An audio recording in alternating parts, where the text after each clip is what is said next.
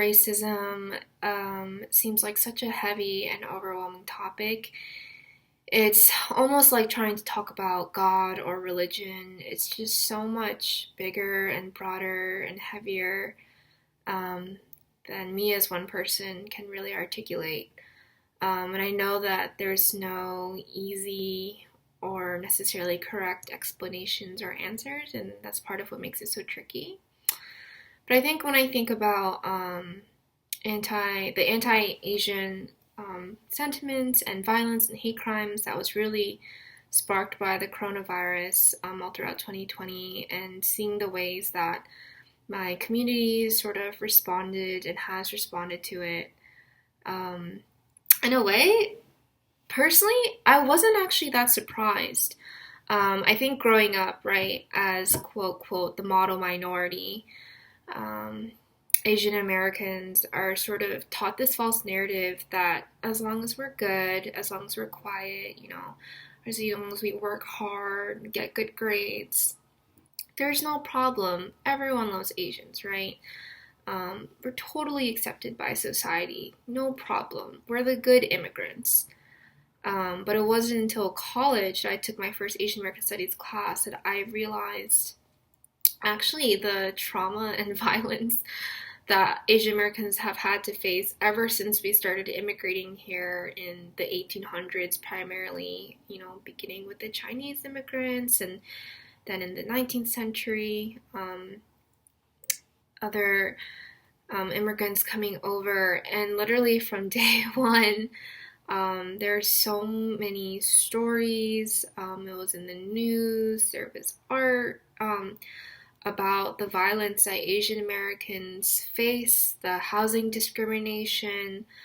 Um, we saw, I think anytime there were things that happened outside the world, like World War II, obviously the Japanese internment camps, kind of the stereotypical story, it just kind of showed to me that this false narrative that I was taught growing up, that, Asians were safe because we were the good, quiet ones, just completely was shattered because there was a caveat that yes, we're accepted, yes, we're liked, we're considered the good immigrants, um, but as soon as something bad happens, like everyone turns against Asians with no hesitation, and that just showed me that this acceptance is was a lie. It wasn't genuine.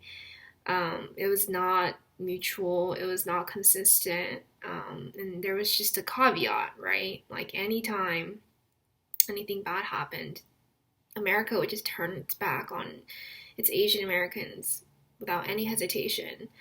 And so I think that was sort of the moment that I, went through a lot of shock and anger and just grief, and just like resentment against America. I think that really started back in college. And so I've kind of carried that with me, and obviously learning more and tying that into sort of contemporary Asian American issues. That's why this past year, when all this anti-Asian racism and violence started occurring, in a way, I sadly was not that surprised, because I guess at that point I don't expect America to be faithful. I don't think Asians are really truly accepted by America. We're constantly seen as outsiders. We're constantly seen as foreigners. Even if we've been born in the States, even if, obviously we're fluent in English, and if a lot of our ideals and customs are America, even if we've never even visited or lived in our homeland, I feel like Asian Americans, out of almost any other ethnic group, is constantly asked, where are you from? Where are you really from? Oh, I'm so surprised that you speak English. I think there's this like perpetual foreignness that's like, I don't know, it's so attached to Asians that we just can't seem to shake off, no matter how many generations we might be in the US, no matter, how quote, quote, well we're able to assimilate. Always, always, always, we're still seen as an outsider. I hope that will change with time. Um, as the generations continue to settle into America, as people become more aware, there's a greater understanding for the diversity in the Asian experience. I hope people will be a little less ignorant. But I think now, in most of my life, that's sort of the narrative that I've grown up with. And I know it sounds super angsty, but I think that's really the struggle of being a second generation and even third, fourth, Asian American, is that you feel so alien. Not accepted by you're not accepted by the Western world, not truly, as we have seen. Um, you're constantly seen as an outsider, like you don't belong here. Yet, in our native quote motherlands, we're not accepted there either because we're seen as American or Western. Um, our appearance, the physicality of our bodies change being in the West.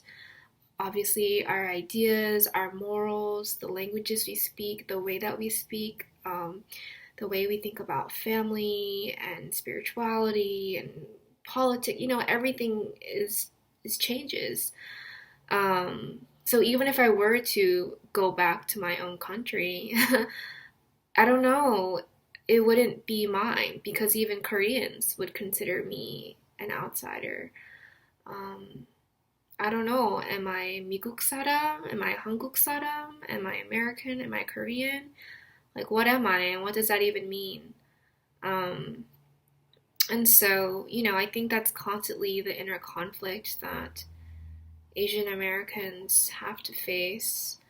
And I think there's such a beauty in our community and a strength, and I've seen the ways that we are creating our own identity, our own culture, this little hybrid, this I guess middle ground of being both Eastern and Western. And like I said, I'm hopeful that um, with time, um, as we progress and we continue to grow, we will have a more permanent sense of belonging for ourselves, even if that's something that's been internally created just within our own communities and culture.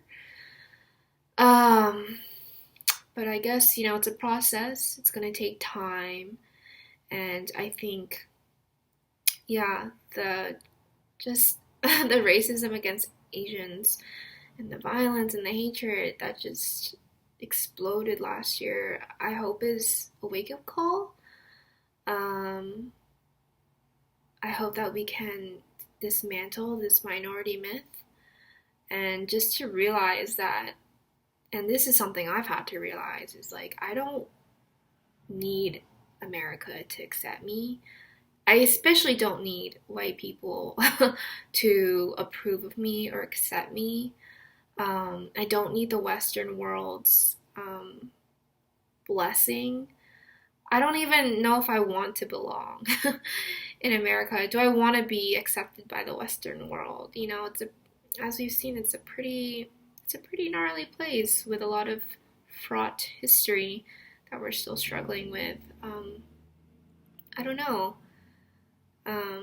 And that's something I've struggled with for a long time, just constantly wanting the approval of whiteness and white people. And as I get older and I realize the truth is like I don't need that and I don't want that. So I don't know if that sounds a little bit arrogant, but I think it's more just realizing, yep, I don't need the Western white acceptance to be totally valid, and precious and worthy in my own existence. And that's a mindset I want to carry with me as I continue to grow older. And I don't know if I'll stay in the U.S. I don't know if I do want to go back to Korea and be there for a bit, or anywhere else in this whole world. I just realized I don't need that external validation to be wholly justified in myself as not only just an Asian American, a Korean American, but just as a human. And I'm tired of trying to sacrifice parts of myself and my culture, my family, my history, just to strive for some kind of Western assimilation and acceptance that, as we've realized, isn't it's not even real, and it's not even like benevolent. Um, I would say it's a pretty selfish quasi fraud of an acceptance. That's not to say I love America. This is where I was born and where I've grown, and I think there are so many parts of American culture and ideas that I absolutely love and support and adhere to, and I'm really grateful that I grew up in the States. You know, the opportunity, the experiences I've been able to have. Um, I'm really grateful for that. But at the same time, I don't know if I had a choice, and whether I wanted to be born and raised in America or Korea, I'm not sure what I would choose. Um, I think that says a lot. And at the end of the day, I think there's so much, yeah, beauty in having sort of this dual experience. And I think that's what me, my peers, my community, like I said, is trying to create and discover. Um, you know, I think the complexity is something really beautiful and special, and I wouldn't trade being Korean American for anything else. You know, I didn't choose to be born. I didn't choose to be in the body that I am, in the race and ethnicity that I am, and you know, these are all kind of social constructs. But I didn't choose my phenotype. I didn't choose my biological features, the family I was born into, the country I was born into, the time, society. Yet here we are, and I think seeing it as an adventure and just something to be experienced, discovered, something that's constantly evolving and changing and growing. Um, for as long as I'm alive, I guess. That's the experience that I want to have.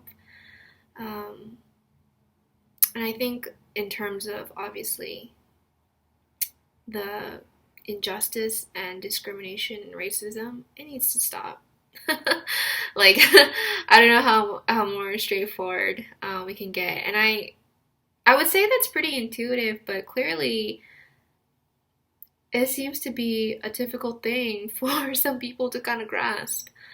Um, yeah, it just needs no. I don't know what kind of insecurity, um, what kind of ignorance and fear or complex that people need to get over to stop using other people who are different from them as scapegoats. Um, I think that's a lot of internal processing that people need to do.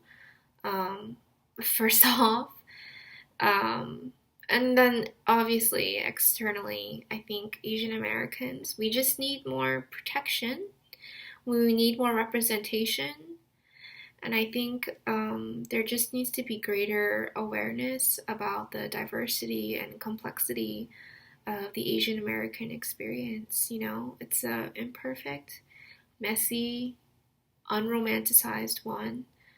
Um, but there's so much richness, and joy and love, um, that also needs to be shared. And I want other people to learn about and know about, and just be able to enjoy alongside me, as I hope I can enjoy and learn about all other cultures and identities, that exist in this entire world.